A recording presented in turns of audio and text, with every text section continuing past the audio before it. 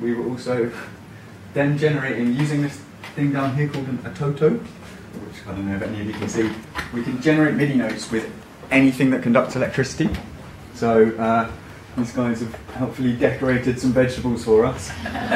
Should totally come up and have a look. They've all got googly eyes and little faces drawn on them. And I think, okay, when you touch the vegetables,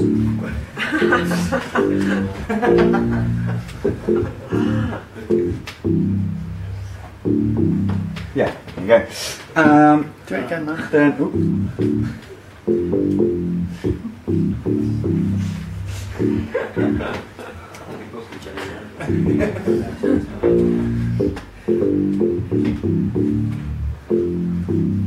Very good. okay.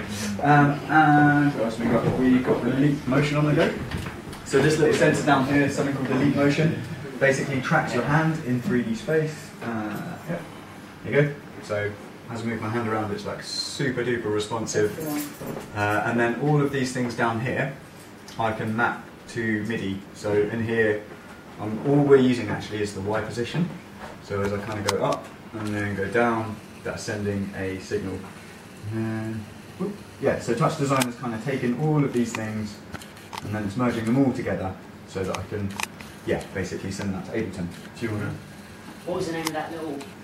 The one before. The little hand tracky thing? Yeah. Leap motion. Keep motion. Leap motion. Leap motion. So they're about like 70 quid or something. Okay. So not super duper expensive. Is it a piece of hardware, is it? Yeah, it's a little piece of hardware.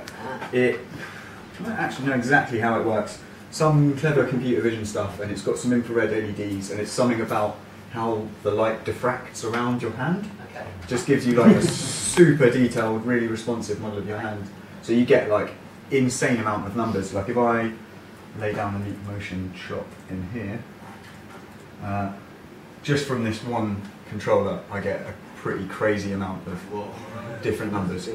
So was that piece of hardware for a specific thing, or like in terms of for a game, or and you're using it for something else, or? It's pretty open basically. So they've got their own app store, which is on here. So there are kind of like ambient kind of experiences. You can play chess. There's a thing where you can just use it as your mouse, which is horrible. It's just impossible to ever click on the thing that you want. And I don't know, it looks really futuristic and cool in all the videos, and then you get it, and after about 10 minutes you're just like, my arms hurt. But yeah, so the thing that we were using is this. It's called Tectonic. It's written by a guy called Brad Hammond, who just makes loads of really interesting tools for things like Connect. He uses a game engine called Unity to make all of his tools. And it's all super cheap. Like I think this was like 8 quid or something. So this Tectonic thing has a bunch of different controllers. I'm not going to load them up because this is working and I don't want to change anything. But there's one. Is the little box? This is about 70 quid.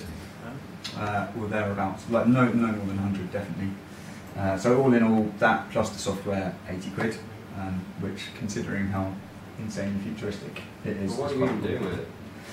So we actually have only used this one thing. Yeah. So that's all the waffle. Let's actually start into that. Yeah, I mean, there's some people want to come and like get on all the different things. Yeah. There's like basically 3 different things. So on the Xbox controller, we've got some random one shots and buttons. And then you guys can play based on the vegetables. And then someone's got the filter on the and then someone else can do the leap motion filter.